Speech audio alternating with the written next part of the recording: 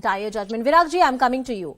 Does the constitution envisage reservation based on the economic status? If reservation was only about representation and not financial upliftment, as understood by Chief Justice, he's retired today, CJI UU Lalit and Justice Ravindra Bhatt, do we really have a constitutional historical basis for reservation based on economic status in this country?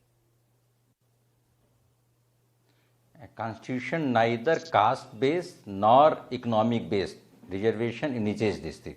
And earlier reservation and current reservation both are constitutionally wrong, and there is a paradox in the judgment as well as the government policy. When the government says Ek Bharat Shresth Bharat, so this judgment, you are enlarging the scope of judgment, so that policy is violated. And when the judgment says, some judges says that it cannot go for the infinite period. Now para 5 of the judgment speaks about the 4 issues why these new EWS policy violates the basic structure. Now judgment does not clearly answer these query, and as per Article 141 of the Constitution, judgment of the Supreme Court is law of land. So Indra Saini judgment is law of land that was given by the 9 judges bench. Now how can this 5 judges bench can overrule that judgment, because that judgment clearly says that total limit 50% cannot be violated. In any manner, directly or indirectly, this judgment gives endorsement for violation of that limit. That limit is not endorsed in the Constitution, but that was part of a Supreme Court judgment and which is binding on the Supreme Court bench. So sooner or later, Supreme Court will have to form a 11 judges bench. That should be the reservation bench which should handle all the cases, because now 3 issues will be there in implementation of this judgment. The first issue will be there is demand for reservation by the minority communities or those who are converted. Second is what will be the current census, because this Sinha committee has based the report on the basis of 2001 census.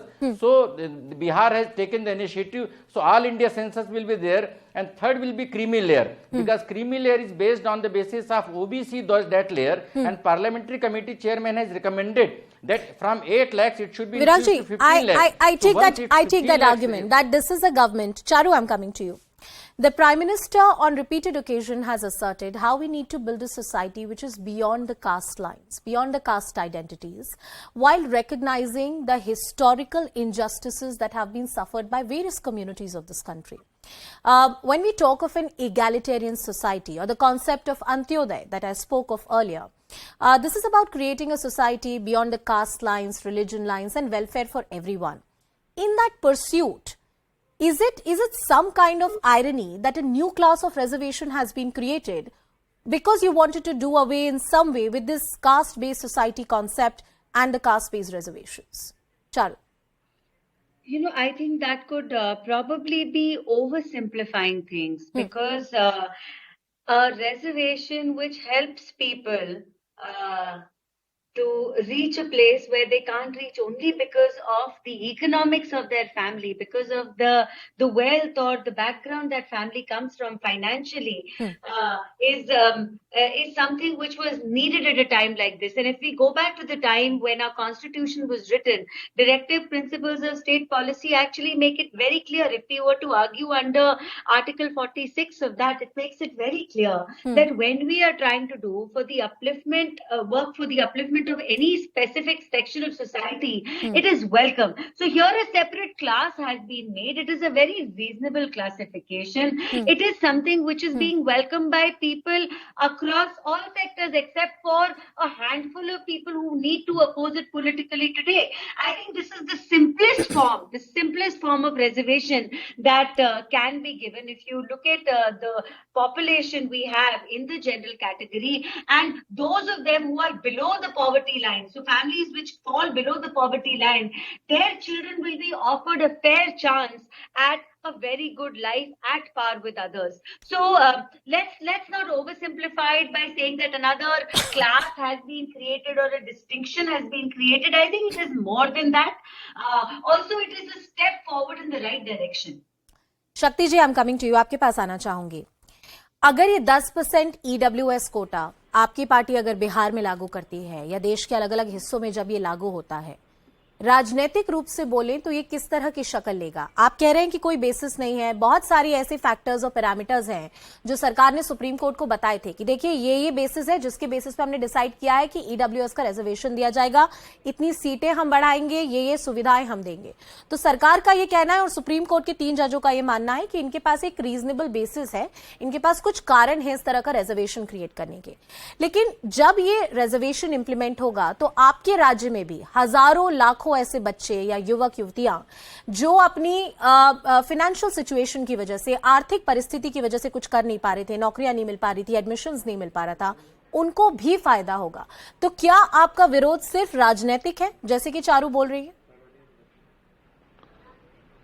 नहीं, मेरा विरोध जो है वाजिब है, और विरोध मेरा ये नहीं है कि कोई ईडब्ल्यूएस से विरोध है।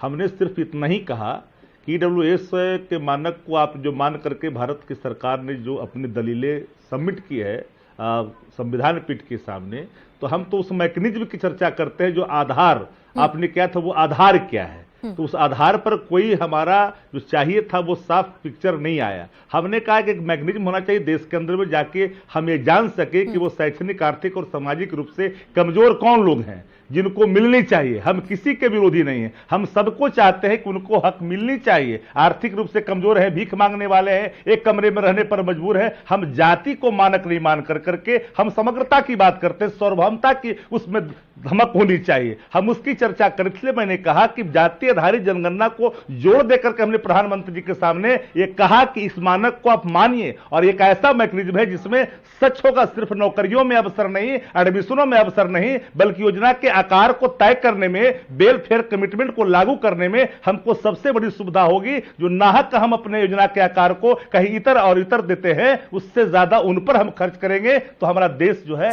आगे बढ़ेगा। यह हमारा एक दलील है। हमारे दलील का ये फैसला तो आ चुका है, तो बिहार में भी ये लागू होगा आने वाले समय में?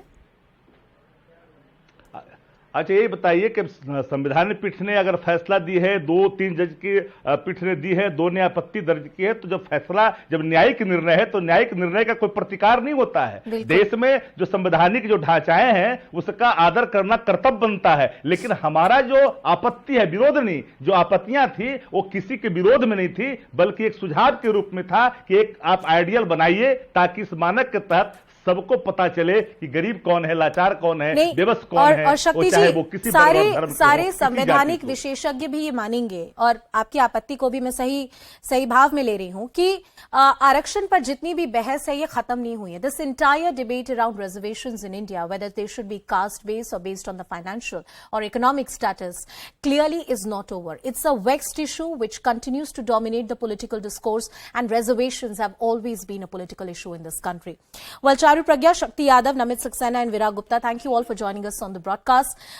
That order copy is out, roughly a 400-page judgment. It will tell us more about the Indra Sani judgment and the implications of it in the times to come. With that, it's a wrap.